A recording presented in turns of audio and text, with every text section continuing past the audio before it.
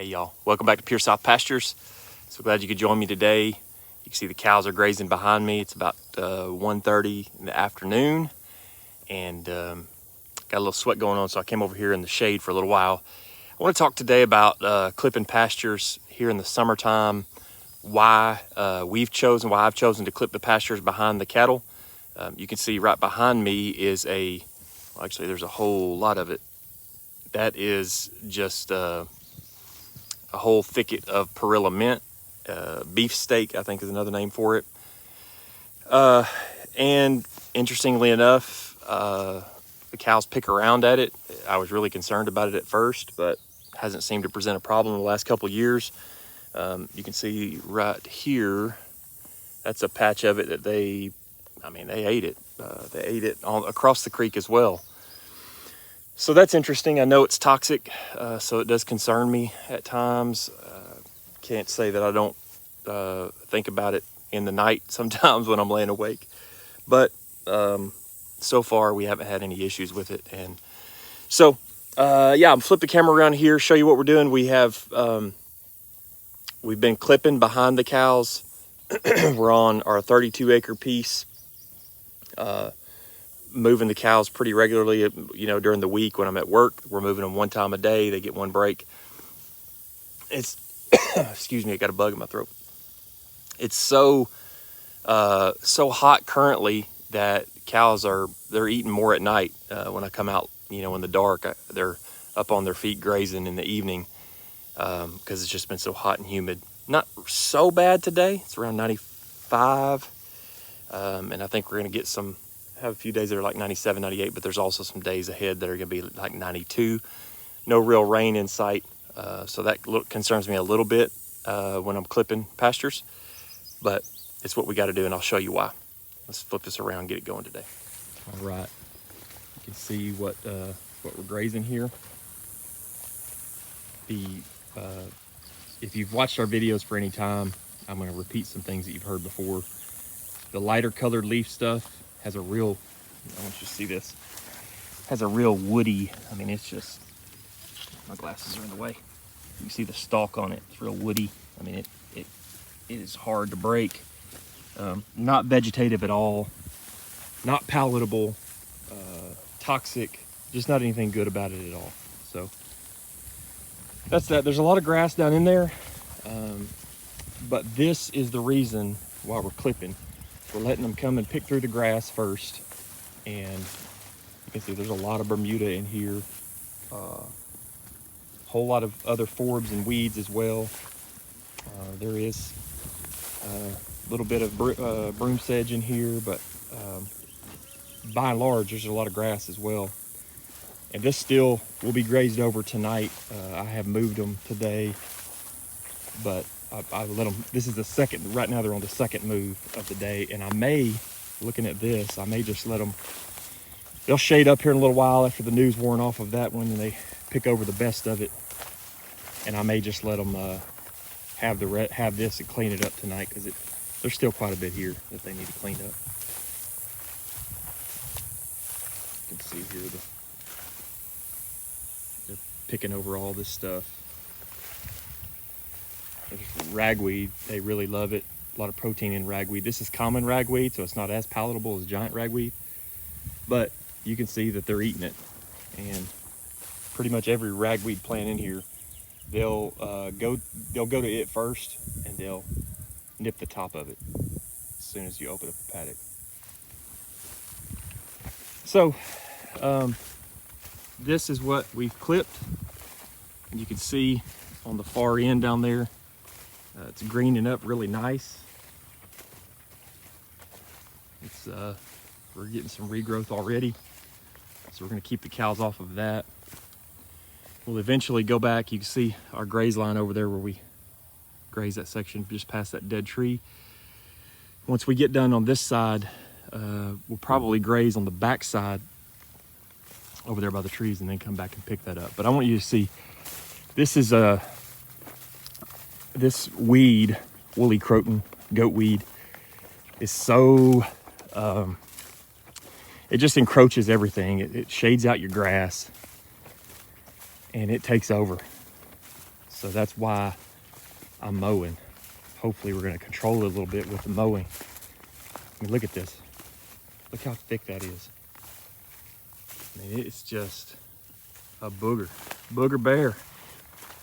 I mean, I can get in there and that stuff is belly deep. Back out a little bit. And it just goes over that hill. Now, we get in here. There's a little bit of stuff down in there, but not much, because this stuff just shades it out. I mean, it's a bad deal. So they'll come in here, they'll lay it down, they'll put a whooping on it, pick through what they can, and then we'll come behind and mow it as well. You can see this when they get up here in the shade. There's a whole lot of Perilla men up here.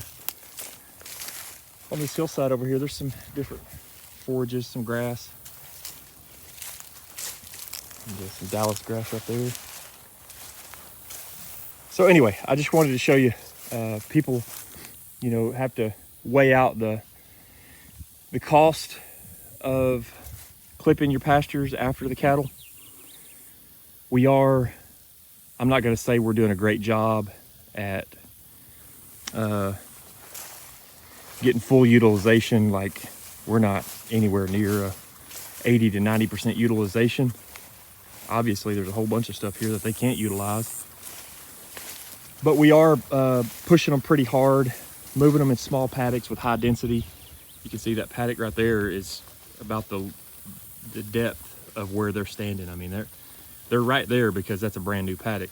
So that's a lot of poundage, animal pounds per acre right there on that little bitty area. And so they'll be on it for a short amount of time, and then they'll clean up the whole thing. They'll probably go shade up for a little while because it's so stinking hot and humid. So people have to weigh out, do we want to clip? Well, we're clipping because we're trying to follow principles of high density grazing, total grazing, non-selective grazing. There's a lot of stuff here that they just won't eat, can't eat. I mean, it's woody species, so you just can't expect them to graze that down to the ground. They do beat it up pretty good. And so we're following behind, trying to get control of that a little bit. A little calf with a little issue. Maybe somebody can help me with this. This calf is losing. It's kind of fuzzy too, but it's losing its hair around its face. And around its ears. I figure it's some kind of viral deal. Our cows have had little sores on them. I figure it picked it up from its mom. But I can get around here without spooking.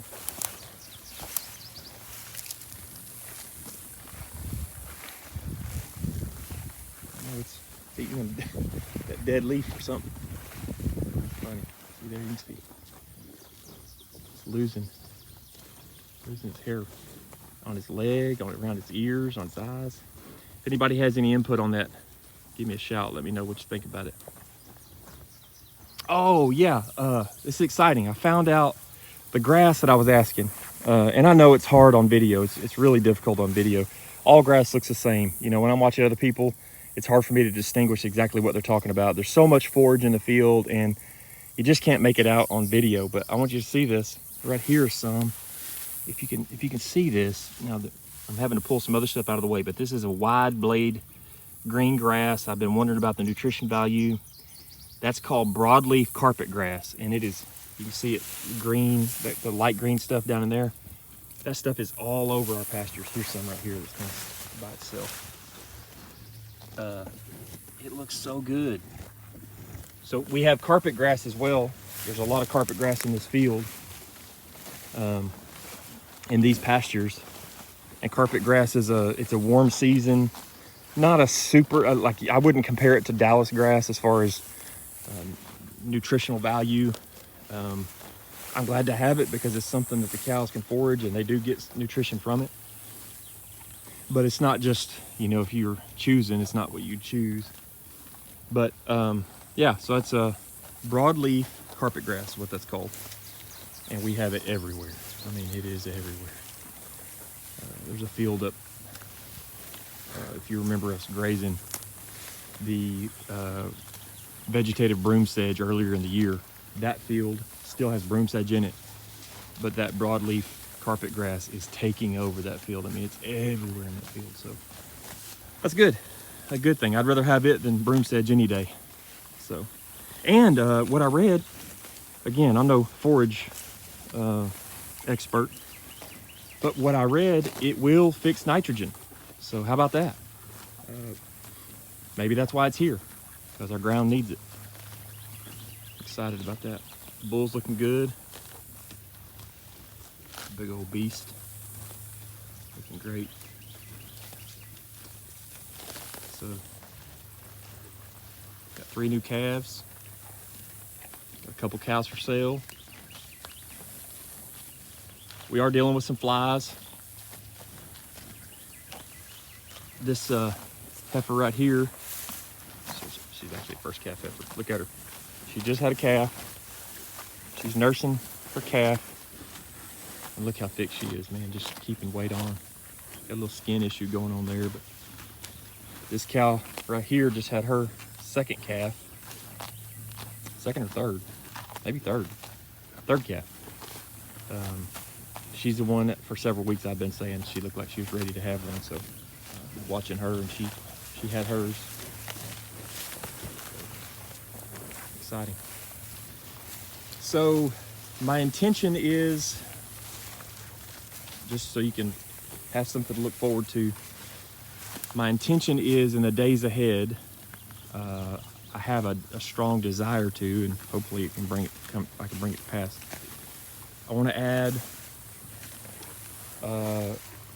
make an addition of some Corriente cattle to this herd. And the reason I want to do that is I want to use the Corrientes with our South Pole bull, just to see what kind of composite that makes, but also you can just add value to those pretty easily. You know, they're a thrifty cow breed. They, you know, they're pretty hardy. They can eat the trash forage that we have and stay healthy on it. They're just, you know, they don't require high quality nutrition to keep weight on, most of them. I mean, every animal's different, so that's pretty, I'm speaking pretty generally, but anyway, so that's what I intend to do. And hopefully we can increase the herd by about 10, increase our calf crop every year. Okay, so the reason I'm contemplating purchasing some more cows, some Corrientes, is because it's very difficult to build your herd, which is our goal. We want this herd to grow. The reason we purchased a high quality bull, we're on our second really good bull now. The reason we've done that is so that we can breed up. So, you know, we're breeding toward South Pole genetics. We get a South Pole bull on good grass genetic cows, and you end up with a great half South Pole. Well, then, you know, every cycle of calves, you have the opportunity with those heifers to then up your percentage towards South Pole. And for us, that's just the most economic way, the most feasible way. That's the only way we financially could head towards South Pole cattle. So when that's your goal, you want to hold back and retain every heifer you have so that you're accomplishing that goal. Well, just from a business standpoint, that makes it difficult because, you know, your calves are your value. Your calf crop is what cash flows. And so we're having to make difficult choices in who we're going to sell. And, you know, we don't want to sell any of the heifers, but you can't just hold on to everything because you got to pay the bills, that kind of thing. So from a business standpoint, the reason that we're purchasing the Corrientes or want to is because you can take those calves. There might be a few good ones that you want to keep, and, you know, you kind of pick through your other cattle, and there might be some of them that you need to cull. And so there will be some give and take there, but by and large, we'll sell the calves from those cows as our cash flow every year, and we'll run them as one herd, but we'll be able to keep these cattle continuing to, you know, build the cycle toward breeding up toward South Pole genetics. So I hope that makes sense.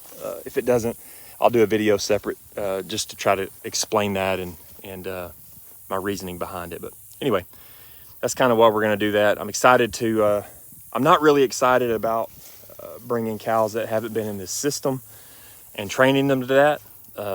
But, you know, it's what it'll take, and then we'll get them acclimated to the herd. And yeah, it'll help us with stock density as well. Something that we've needed. You know, we've got a lot of weeds, but we're chasing grass too. And so that's going to help us in our stock densities to be able to have more impact on the land and increase our impact on the soil. So it's one of the things we're really working toward. So everyone has to weigh out pros and cons of what they're doing, why they're doing what they're doing. For us, this is what we need to do. Hopefully it will help control some of the weeds. So if you're contemplating whether you should clip pastures, there's a lot of stuff out there, a lot of different ideas. You pretty much just have to do what works in your context. That being said, I think it's important to note that if it's short and you get into a real dry season, you know, it could really hurt you as far as your regrowth. But we're just gonna take that chance. We got a lot of grass in front of us, so we got enough to graze really pretty far into the winter if we didn't get another drop of rain. So we would have to feed hay this winter. We don't have enough to keep us all the way through the winter, but we got enough to take us to the rain anyway. So, all right, well, just wanted to show you that today. I hope you're having a great day, and hope you have a great weekend. God bless you guys. We'll see you on the next one.